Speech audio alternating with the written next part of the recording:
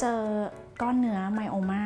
ขนาด7เซนติเมตรนะคะแต่พบที่โรงพยาบาลอื่นแต่ว่ามาเลือกคุณหมอที่โรงพยาบาลศรีนครินทร์เนี่ยเพราะว่าอย่างแรกเลยคือใกล้บ้านอย่างที่สองมีคนในครอบครัวหลายๆท่านมารักษาตัวที่นี่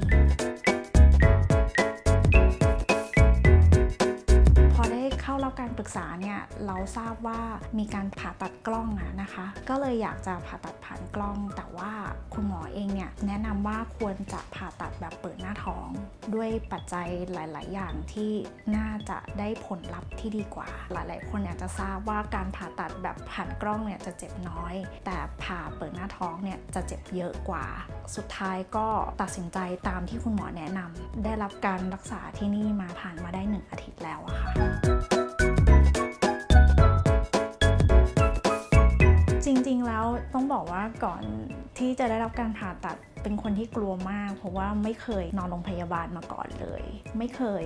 โดนการให้น้ำเกลืออะไรมาก่อนเลยแต่ว่าพอเข้ามารับการรักษาที่นี่แล้วก็ได้รับการดูแลจากทีมงานพยาบาลที่ดีมากนะคะแล้วก็ค่อนข้างจะฟื้นตัวเร็วมากเร็วจนแบบคนที่มาเยี่ยมเนี่ยงงมากเพราะว่าพอหลังจากที่ออกมาจากห้องผ่าตัดก็มีความรู้สึกว่ามันก็เจ็บอะแต่ว่ามันเจ็บแค่ระดับ3ระดับ4จาก10นะคะพอเข้ามาก็ได้รับการดูแลเข้ามา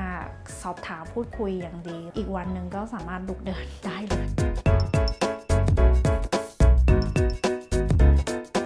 จะบอกว่าประทับใจคุณหมอมากๆเพราะว่าเวลาคุยกันน่ะต้องบอกเลยว่าคุยเหมือนเพื่อนกันเลย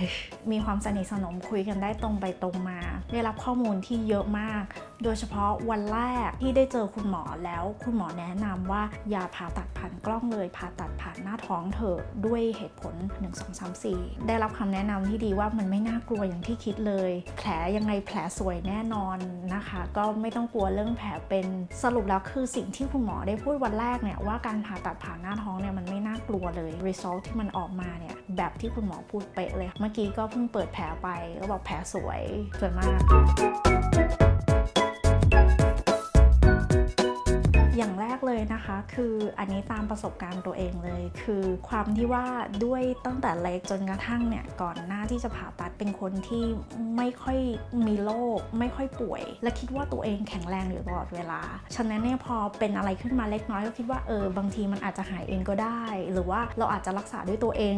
หาซื้อยาหรือดู Google ซึ่งคิดว่าอันนั้นผิดมหันต์เลยค่ะโดยเฉพาะเรื่องเกี่ยวกับโรคของผู้หญิงเนี่ยถ้าคุณมีเรื่องความผิดปกติเนี่ยแนะนำว่าควรที่จะมาปรึกษาแพทย์เพราะอย่างส่วนตัวเนี่ยมีอาการคือประจำเดือนออกเยอะมากเยอะจนแบบว่าเกิดอาการซีดแล้วก็ออกมาเป็นลิ่มก็ถือว่าจริงๆแล้วผิดปกติแล้วก็ควรที่จะรีบมาพบคุณหมอค่ะแล้วถ้าคุณหมอแนะนำว่าต้องได้รับการผ่าตัดอย่ากลัวเพราะว่าทุกวันนี้เนี่ยต้องบอกเลยว่า